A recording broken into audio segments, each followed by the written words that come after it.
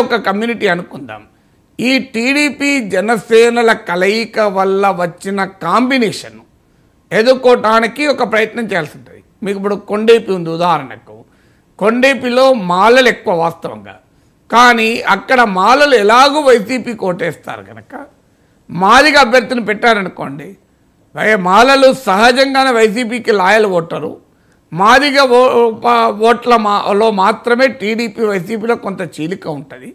So తన అభ్యర్థి మాదిగ, జగన్ను చూసి మాల, ఈ రెండు కాంబినేషన్లు కలిస్తే తనకు ఉపయోగం అని అనుకోవచ్చు. సో ఇలాంటి క్యాలిక్యులేషన్లు కూడా ఉంటాయి. అందువల్ల వైసీపీ జాబితా మార్చడానికి ఇప్పుడు నేను చెప్పిన 4-5 కారణాలు ఉన్నాయి. సో ఈ కారణానికి అదనంగా యాడ్ అయ్యేది ఏంటంటే షర్మిల కారణం. ఇప్పటికిప్పుడు వైసీపీ ఏదో టెన్షన్ పడుతుందని నేను అనుకోను, కానీ ఎక్కడైనా అసంతృప్త వారికి గతంలో టీడీపీ జనసేన మాత్రమే ఆప్షను. ఆల్రెడీ టీడీపీ జనసేనకు బలమైన నాయకులు ఉన్నారు, టీడీపీకి నాయకులు ఉన్నారు. వాళ్ళిద్దరు అడ్జస్ట్ చేసుకుంటే కష్టమవుతుంది. మళ్ళీ వైసీపీ అసంతృప్త నాయకుడు కూడా వెళ్తే ఆయన ఎక్కడ అడ్జస్ట్ చేసుకోగలుగుతారు? అందువల్ల ఆ అకామిడేషన్ స్కోప్ లేదు కనుక ఇష్టం ఉన్నా లేకపోయినా ఇక్కడే పడి ఉంటారు. కానీ ఇప్పుడు షర్మిల వచ్చేవారు వాళ్ళకి ఇంకో వేదిక ఉంటుంది. ఇప్పుడు మంగళగిరి సీటే ఉంది. మంగళగిరి సీట్లో పద్మశాలీలకు టికెట్ ఇస్తే ఉపయోగం అని జగన్ అనుకున్నాడు కనుక చిరంజీవిని అభ్యర్థిగా పెట్టారు, ఇన్ఛార్జ్గా పెట్టారు.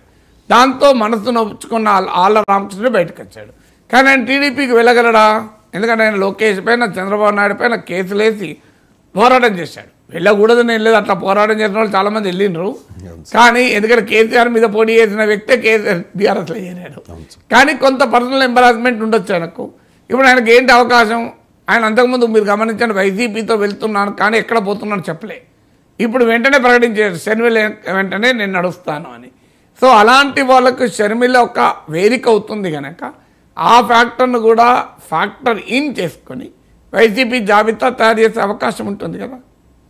రైట్ సార్, మీరు చెప్పింది కరెక్టే సార్. ఇది గాజువాకలో జనసేన పవన్ కళ్యాణ్కి 58,539, పల్లా శ్రీనివాసరావు టీడీపీ తరఫున పోటీ చేశారు, ఆయన 56,642. ఇద్దరికి 2,000 కంటే అదే నేను చెప్పింది. పవన్ కళ్యాణ్కు నా డౌట్ 29% వచ్చింది. ఇవి పల్లా శ్రీనివాస్ టీడీపీ అభ్యర్థికి 28%. వైసీపీ క్లియర్ ఎడ్జ్ తెచ్చుకుంది.